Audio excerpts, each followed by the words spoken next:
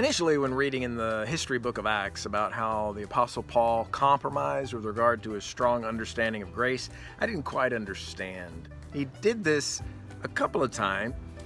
Once when he was trying to negotiate with the Judaizers who wanted to bring the entire Old Covenant into the New Covenant. Paul disagreed with him, but said that the Christians shall simply abstain from animals that have been sacrificed to idols and also from sexual immorality. The second time he compromised was when he required Timothy to be circumcised. Timothy had a Jewish mother but a Greek dad, so Tim had never been circumcised.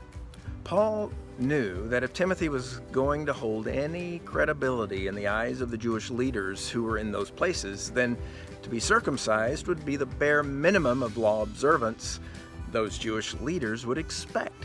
How they would even know, I have no idea. I guess that's the sort of thing men asked men back then.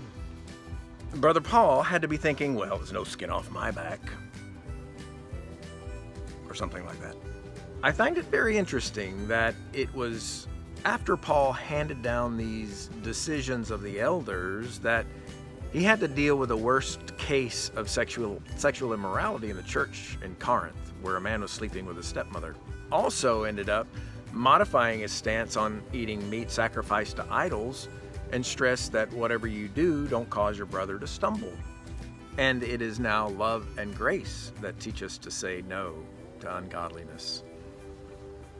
Know your identity and be yourself.